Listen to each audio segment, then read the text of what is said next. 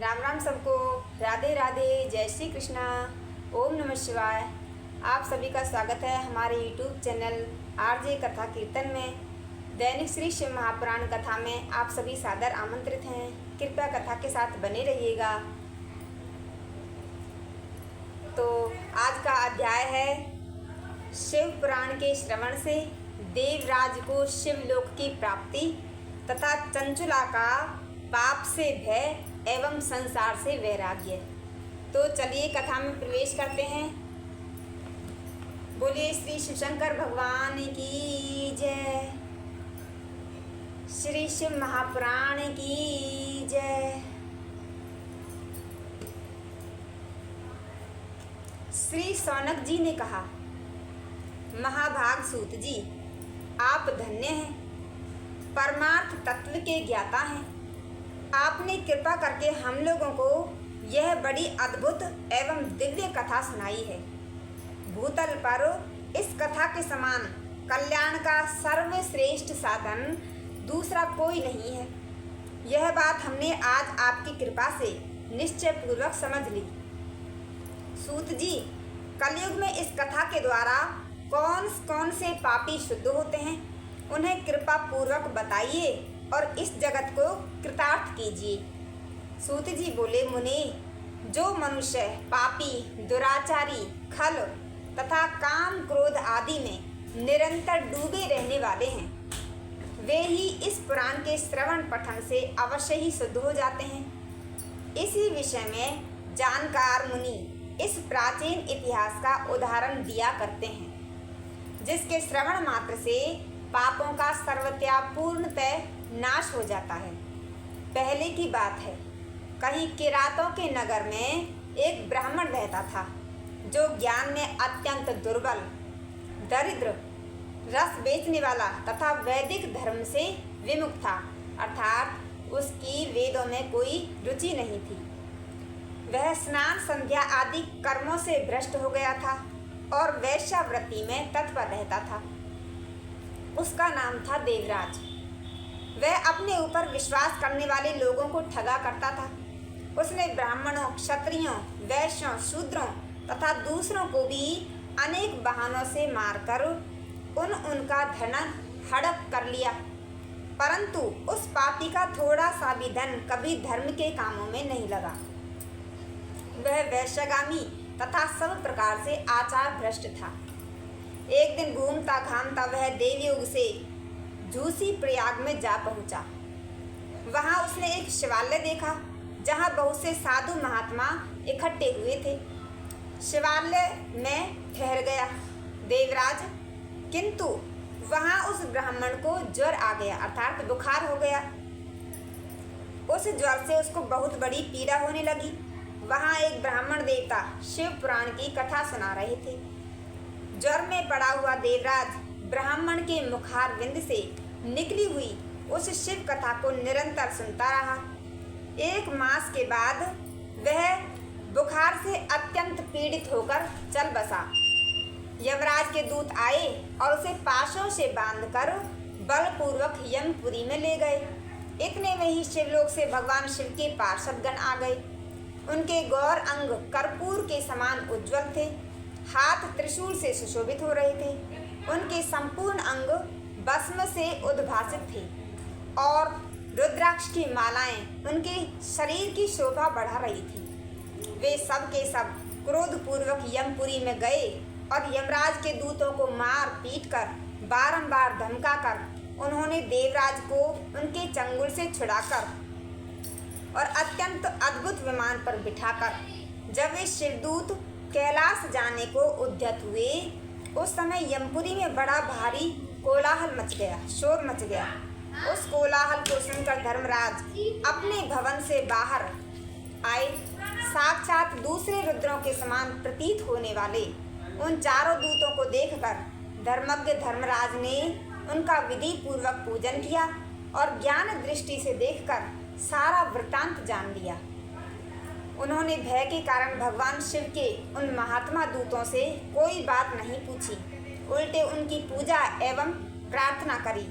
तत्पश्चात वे शिवदूत कैलाश को चले गए। और वहां पहुंचकर उन्होंने उस ब्राह्मण को दया सागर सांब शिव के हाथों में दे दिया। बोलिए श्री शिव शंकर भगवान की जय। शौनक जी ने कहा, महाभाग सूत जी, आप सर्वज्ञ हैं। महामते, आपकी कृपा प्रसाद से मैं बारंबार कृतार्थ हो गया। इस इतिहास को सुनकर मेरा मन अत्यंत आनंद में निमग्न हो रहा है। अतः अब भगवान शिव में प्रेम बढ़ाने वाले शिव संबंधिनी दूसरी कथा को भी कहिए।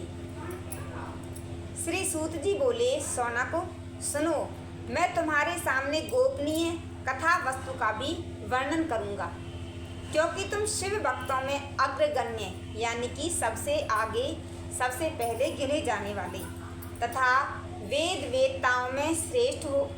समुद्र के निकटवर्ती प्रदेश में एक वाशकल नामक गांव है, जहां वैदिक धर्म से विमुख महापापी द्विज निवास करते हैं, यानी कि ब्राह्मण। वे सब के सब बड़े दुष्ट हैं। उनका मन दूषित विषय भोगों में ही लगा रहता है। वे न तो देवताओं पर विश्वास करते हैं न भाग्य पर। वे सभी कुटिल वृत्ति वाले हैं। किसानी करते और भांति भांति के घातक अस्त्र शस्त्र रखते हैं। वे व्यभिचारी और खल हैं। ज्ञान वैराग्य तथा सद्धर्म का सेवन ही मनुष्य के लिए परम पुरुषार्थ है। इस बात को वे बिल्कुल नहीं जानते। वे सभी पशु बुद्धि वाले हैं। जहाँ के द्विज ऐसे हों, वहाँ के अन्य वर्णों के विषय में क्या कहा जाए। अन्य जाति के लोग भी उन्हीं की भांति कुत्सित विचार रखने वाले, स्वधर्म विमुख एवं खल हैं। वे सदा कुकर्म में लगे रहते हैं और नित्य विषय भोगों में ही डूबे रहते हैं। वहाँ की सब स्त्रियां भी कुटिल स्वभाव की, स्वेच्छाचारिणी, पापासक्त, कुत्सित विचार वाली और व्यभिचारिणी हैं। वे सद्व्यवहार तथा सदाचार से सर्वथा शून्य हैं। इस प्रकार वहाँ दुष्टों का ही निवास है। उस वाशकल नामक गांव में किसी समय एक बिंदुक नामधारी ब्राह्मण रहता था।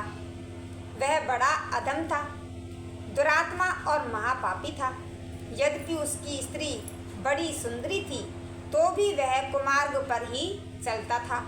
उसकी पत्नी का नाम था चंचला। वह सदा उत्तम धर्म के पालन में लगी रहती थी, तो भी उसे छोड़कर वह दुष्ट ब्राह्मण वैश्यगामी हो गया था। इस तरह कुकर्म में लगे हुए उस बिंदुक के बहुत वर्ष व्यतीत हो गए, बहुत साल बीत गए।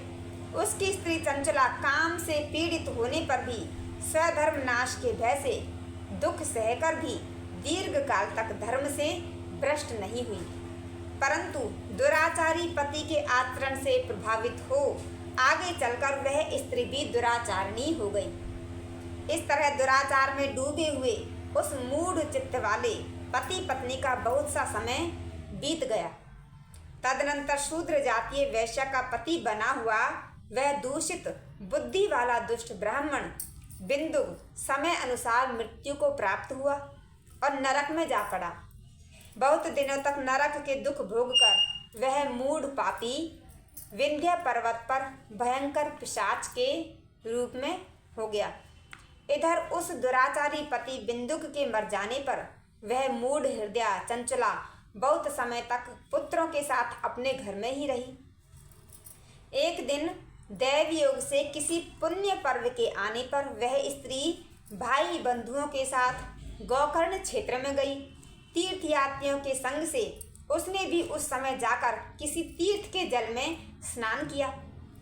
फिर वह साधारणतया मेला देखने की दृष्टि से बंधुजनों के साथ यहाँ वहाँ घूमने लगी।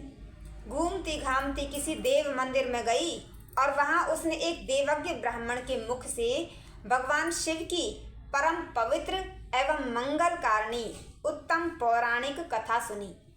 कथावाचक ब्राह्मण कह रहे थे कि जो स्त्रियां पर पुरुषों के साथ व्यभिचार करती हैं, वे मरने के बाद जब यमलोक में जाती हैं, तब यमराज के दूत उनकी योनि में तपे हुए लोहे का परिघ डालते हैं।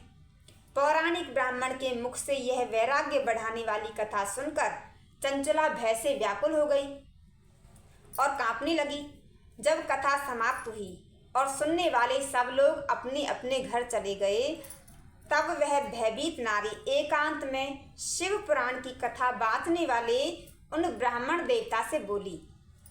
चंचला ने कहा, ब्राह्मण, मैं अपने धर्म को नहीं जानती थी, इसलिए मेरे द्वारा बड़ा दुराचार हुआ है। स्वामिन, मेरे ऊपर अनुपम कृपा करके आप मेरा उद्धार कीजिए। आज आपके वैराग्य रस से ओतप्रोत इस प्रवचन को सुनकर मुझे बड़ा भय लग रहा है। मैं कांप उठी हूँ और मुझे इस संसार से वैराग्य हो गया है। मुझ मूढ़ चित्त वाली पापनी को धिक्कार है। मैं सर्वथा निंदा के योग्य हूँ। कुत्सित विषयों में फंसी हुई हूँ और अपने धर्म से विमुख हो गई हूँ। हाय, न जाने किस किस घोर कष्टदायक दुर्गति में मुझे पड़ना पड़ेगा और वहाँ कौन बुद्धिमान पुरुष कुमार्ग में मन लगाने वाली मुझ पापिनी का साथ देगा।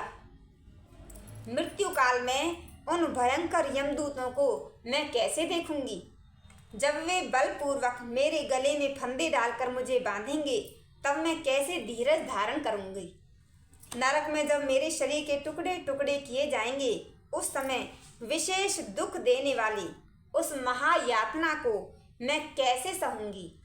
हाय, मैं मारी गई, मैं जल गई, मेरा हृदय विदीर्ण हो गया और मैं सब प्रकार से नष्ट हो गई, क्योंकि मैं हर तरह से पाप में ही डूबी रही हूँ। ब्राह्मण, आप ही मेरे गुरु, आप ही मेरी माता और आप ही पिता हैं। आपकी शरण में आई हुई मुझ दीन अबला का आप ही उद्धार कीजिए, उद्धार कीजिए। सूत जी कहते हैं, शौनक, इस प्रकार खेद और वैराग्य से युक्त हुई चंचला ब्राह्मण देवता के दोनों चरणों में गिर पड़ी। तब उन बुद्धिमान ब्राह्मण ने कृपा पूर्वक उसे उठाया और इस प्रकार कहा। बोलिए श्री शिवशंकर भगवान की जय। अब आज के लिए इतना ही।